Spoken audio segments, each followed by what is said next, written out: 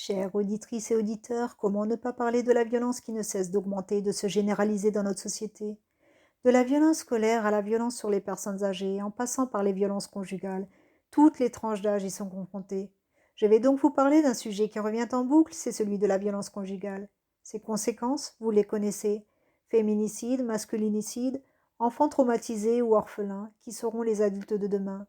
Alors voici un podcast de moins de 6 minutes qui peut sauver une femme ou un homme des griffes de ce fléau par un message préventif et curatif.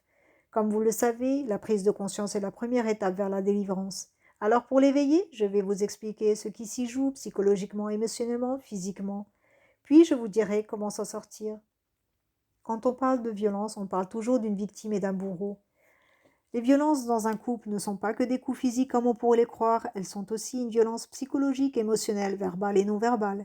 Je tiens à préciser que la victime peut être aussi bien une femme qu'un homme et que le bourreau peut être aussi bien un homme qu'une femme, même si dans la majorité des cas, il y a plus de féminicide que de masculinicide. Commençons par le bourreau qui porte un masque serviable et séducteur dans la société. Pour attirer ses victimes, il joue tantôt le rôle de sauveur avec des promesses alléchantes qu'il ne tiendra pas, tantôt le rôle de victime pour attirer de l'empathie. Plein de haine au fond de lui, il ne cherche qu'à contrôler autrui pour arriver à ses fins par tous les moyens. Avec son ego démesuré, il est à la quête du pouvoir, de l'argent et de la sexualité. En partant du mensonge jusqu'à la destruction, en passant par la manipulation et les retournements de situation, pour lui, tous les coups sont permis. Quant à la victime, c'est une personne pleine de vie, intelligente avec des valeurs morales, mais trop gentille, beaucoup trop dans l'empathie. Docile, elle n'est pas habituée à la rébellion et ne sait que rarement dire non. Elle doute d'elle-même et se rend coupable des fautes qui ne sont pas les siennes.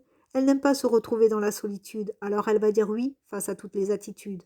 La rencontre entre ces deux personnes est comme deux aimants qui s'attirent, l'attachement y est très fort et c'est parti pour le pire. Ils fusionnent comme s'ils se connaissaient depuis de nombreuses années.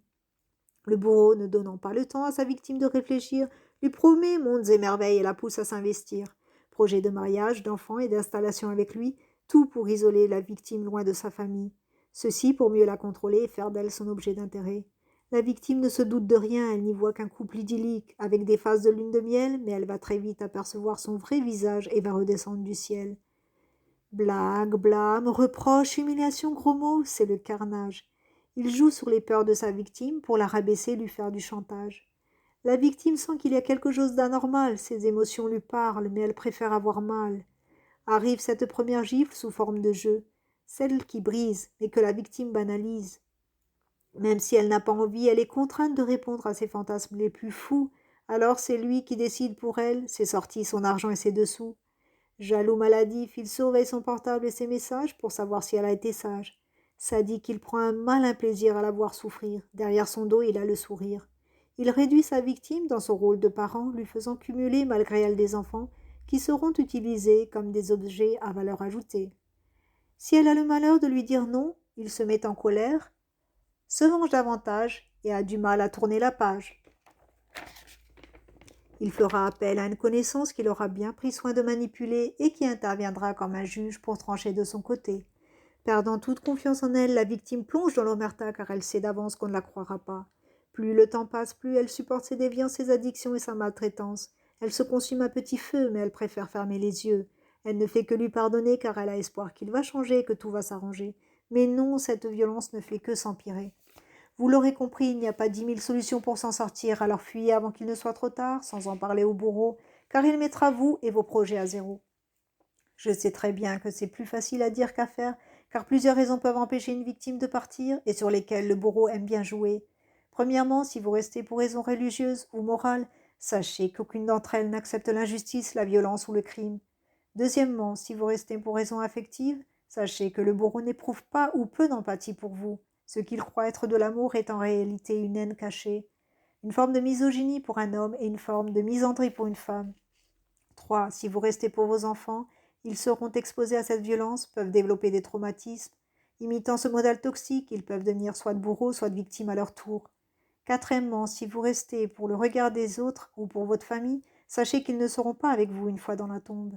Si vous restez avec le bourreau et qu'il vous tue, ils se diront pourquoi vous n'êtes pas parti. Si vous le quittez et qu'ils vous voient seul, ils se diront « Pourquoi vous n'êtes pas resté ?» Les autres ne vivent pas votre situation, alors choisissez ce qui est bon pour vous. Cinquièmement, si vous ne partez pas pour raison économique, Renseignez-vous sur les aides que l'État pourrait vous accorder et aussi sur les hébergements auprès des associations. Pensez certificat médical, photos, messages, vidéos en cas de demande de poursuite judiciaire. L'autre solution est d'être accompagné par un ou une thérapeute spécialisée dans la conjugothérapie et les relations toxiques, qui vous comprendra, soulagera vos maux et vous fera éviter de reproduire le même schéma.